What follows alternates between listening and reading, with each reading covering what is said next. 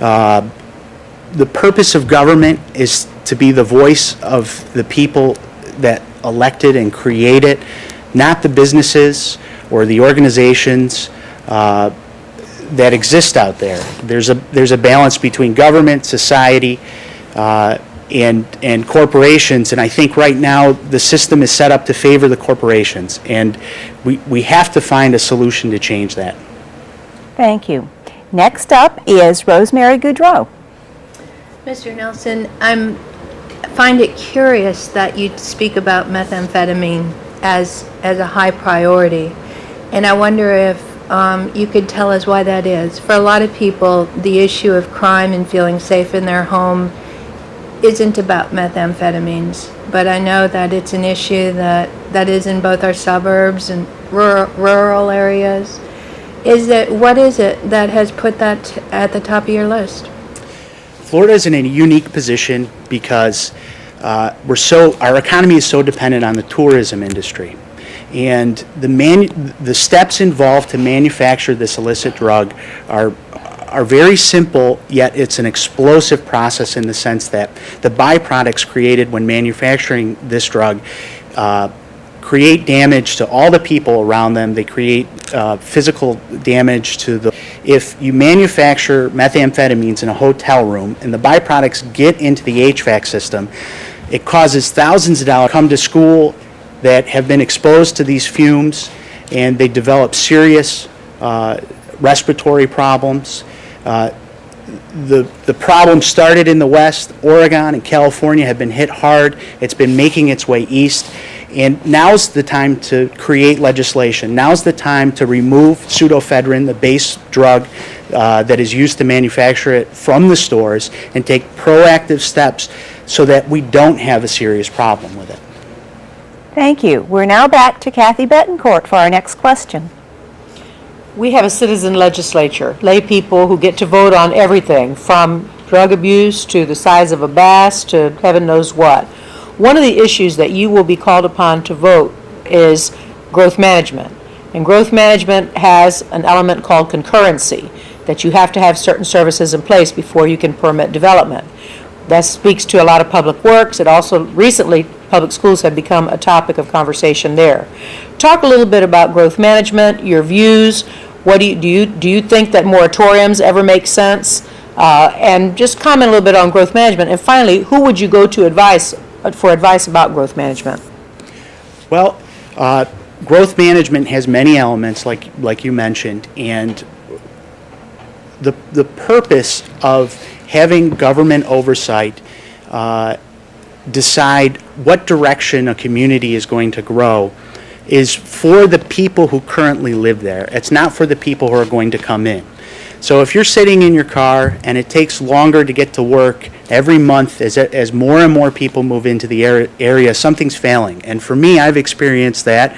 My commute continues to get longer and longer. So something's not working. I think that if my opponent introduced something that he's claiming is a great benefit, if you go to his website, it's under some title like Growing Pains, and he believes it's a comprehensive approach towards growth management. It talks about DRIs, and it raises the threshold for which DRIs get triggered. And DRIs are a review process with which if a builder makes changes to an approved plan, they have to go through the system again and get reapproval. Well, his thresholds are outrageous, and he's raised that by 10%. So if a builder comes in and wants to build 100 homes, they can build 110 without a review process. And to me, if you have 10 or 20 builders who all increase these thresholds without a review process, we're not going to have any control over the growth that goes on here. Thank you. For our third round, we'll go to Joan Pines for our next question. Growth management is a good lead-in for my question. There are natural tensions between state and local governments. Local governments demand home rule and point to Florida's constitutional prohibition of unfunded mandates. When should the legislature make decisions that have an impact on the city or county governments, and when should Tallahassee stay out of it? Well, Tallahassee has to take the leadership and devise and dictate really the paradigm for which all local governments need to function. And they need to create and maintain a system where anytime someone wants to build something, the community has an opportunity to voice objection or voice concerns about what is being built.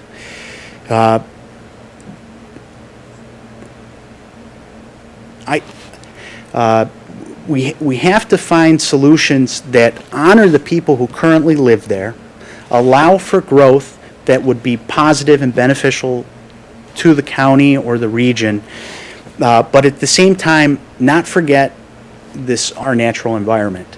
And when you tap in to water reserves in an uncontrolled fashion, when you cut down forests that are inhabited by species that are slowly going away, there's a greater loss there than just me having a longer commute. So our responsibility goes above and beyond that which it's currently being addressed. Thank you.